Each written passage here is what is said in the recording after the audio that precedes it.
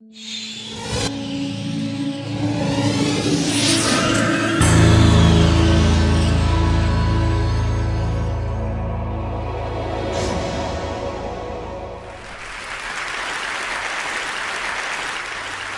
I begin with an advertisement inspired by George Orwell that Apple ran in 1984.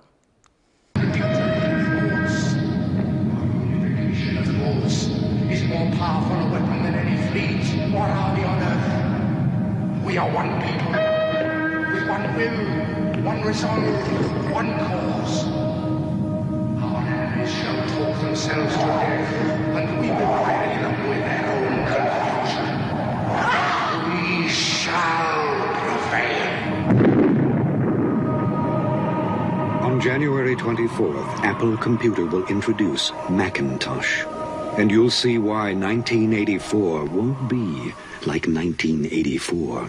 So the underlying message of this video remains very powerful even today. Technology created by innovative companies will set us all free.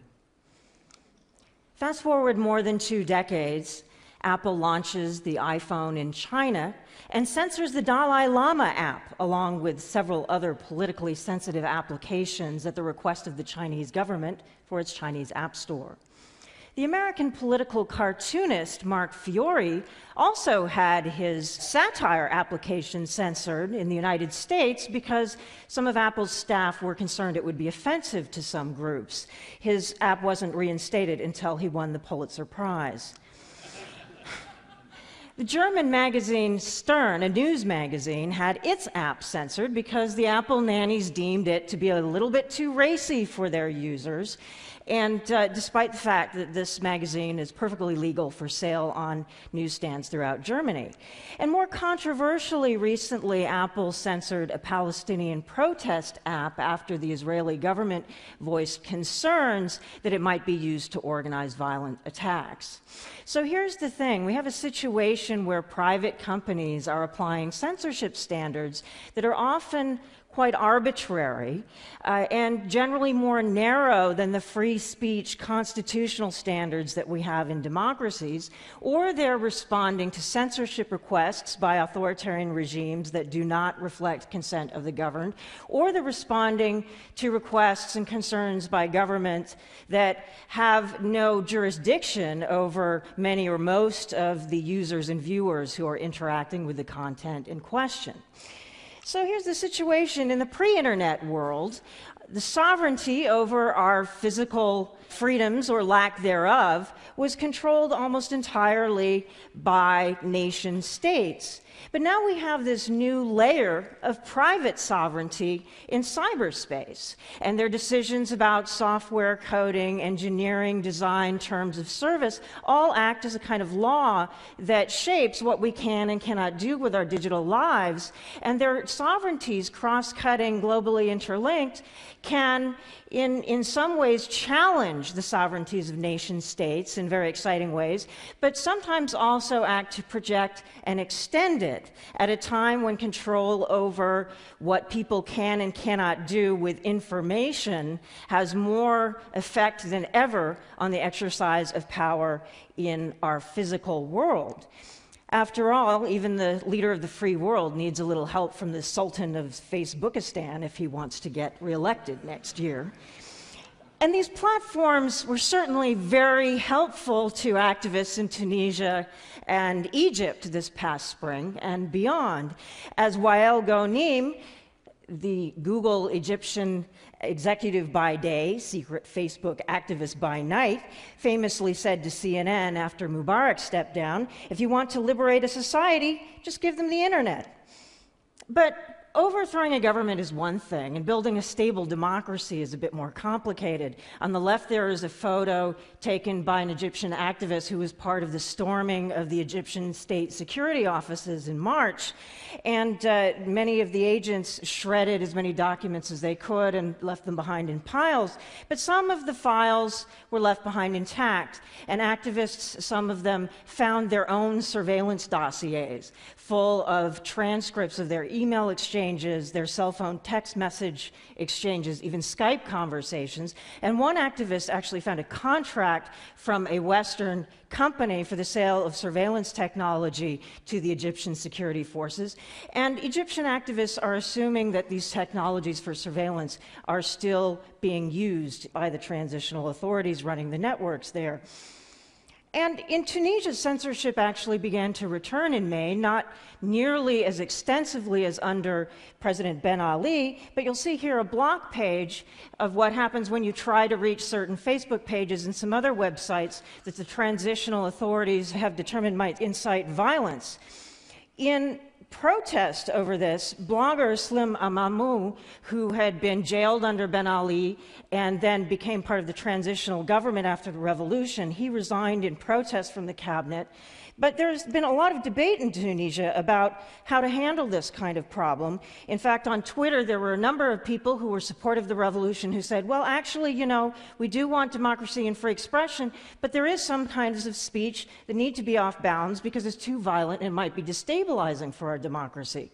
But the problem is, how do you decide who is empowered to make these decisions? And how do you make sure that they do not abuse their power?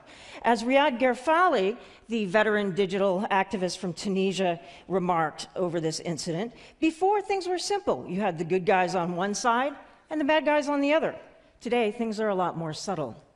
Welcome to democracy, our Tunisian and Egyptian friends. The reality is that even in democratic societies today, we do not have good answers for how you balance the need for security and law enforcement on one hand and protection of civil liberties and free speech on the other in our digital networks. In fact, in the United States, whatever you may think of Julian Assange, even people who are not necessarily big fans of his are very concerned about the way in which the United States government and some companies have handled WikiLeaks. Amazon Web Hosting dropped WikiLeaks as a customer after receiving a complaint from U.S. Senator Joe Lieberman, despite the fact that WikiLeaks had not been charged, let alone convicted of any crime. So we assume that the internet is a border-busting technology, and this is a map of social networks worldwide, and certainly Facebook has conquered much of the world, which is either a good or a bad thing, depending on how you like the way Facebook manages its service. But borders do persist in some parts of cyberspace. In Brazil and Japan, it's for unique cultural and linguistic reasons. But if you look at China, Vietnam, and a number of the former Soviet states, what's happening there is more troubling. You have a situation where the relationship between government and local social networking companies is creating a situation where effectively the empowering potential of these platforms is being constrained because of these relationships between companies and government. Now, in China, you have the Great Firewall, as it's well known, that blocks Facebook and Twitter and now Google Plus and many of the other overseas websites. And that's done in part with the help from Western technology. But that's only half of the story. The other part of the story are requirements that the Chinese government places on all companies operating on the Chinese internet, known as a system of self-discipline. In plain English, that means censorship and surveillance of their users. And this is a ceremony I actually attended in 2009, where the Internet Society of China presented awards to the top 20 Chinese companies that are best at exercising self-discipline, i.e. policing their content. And Robin Li, CEO of Baidu, China's dominant search engine, was one of the recipients. In Russia, they do not generally block the internet and directly censor websites, but this is a website called Rospil. It's an anti-corruption site. And earlier this year, there was a troubling incident where people who had made donations to Rospil through a payments processing system called Yandex Money suddenly received threatening phone calls from members of a nationalist party who had obtained details about donors to Rospil through members of the security services who had somehow obtained this information from people at Yandex Money. This has a chilling effect on people's ability to use the internet to hold government accountable. So we have a situation in the world today where in more and more countries, the relationship between citizens and governments is mediated through the internet, which is comprised primarily of privately owned and operated services.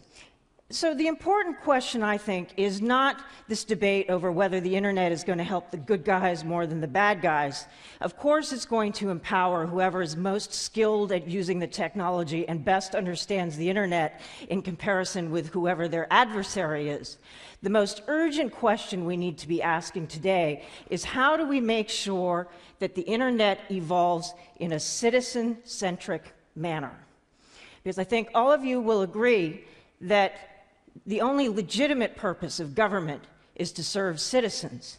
And I would argue that the only legitimate purpose of technology is to improve our lives, not to manipulate or enslave us. So the question is, we know how to hold government accountable. We don't necessarily always do it very well, but we have a sense of what the models are politically and institutionally to do that. How do you hold the sovereigns of cyberspace accountable to the public interest when most CEOs argue that their main obligation is to maximize shareholder profit? And government regulation often isn't helping all that much. You have situations, for instance, in France, where President Sarkozy tells the CEOs of internet companies, we are the only legitimate representatives of the public interest, but then he goes and champions laws like the infamous Three Strikes law that would disconnect citizens from the internet for file sharing, which has been condemned by the UN Special Rapporteur on freedom of expression as being a disproportionate violation of citizens' right to communications, and has raised questions among civil society groups about whether some political representatives are more interested in preserving the interests of the entertainment industry than they are in defending the rights of their citizens. And here in the United Kingdom, there's also concern about a law called the Digital Economy Act that's placing more onus on private intermediaries to police citizen behavior. So what we need to recognize is that if we want to have a citizen-centric internet in the future, we need a broader and more sustained internet freedom movement. After all, companies didn't stop polluting groundwater as a matter of course, or employing 10-year-olds as a matter of course, just because executives woke up one day and decided it was the right thing to do. It was the result of decades of sustained activism, shareholder advocacy, and consumer advocacy. Similarly, governments don't enact intelligent environmental and labor laws just because politicians wake up one day. It's the result of very sustained and prolonged political activism that you get the right regulations and that you get the right corporate behavior. We need to make the same approach with the internet. We also are going to need political innovation. 800 years ago, approximately, the barons of England decided that the divine right of kings was no longer working for them so well, and they forced King John to sign the Magna Carta, which recognized that even the king, who claimed to have divine rule, still had to abide by a basic set of rules. This set off a cycle of what we can call political innovation, which led eventually to the idea of consent of the governed, which was implemented for the first time by that radical revolutionary government in America across the pond. So now we need to figure out how to build consent of the networked, and what does that look like?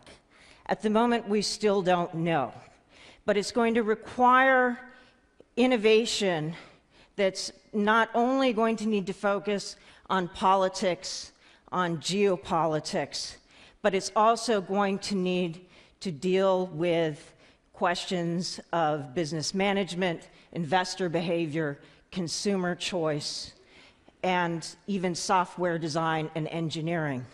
Each and every one of us has a vital part to play in building the kind of world in which government and technology serve the world's people and not the other way around.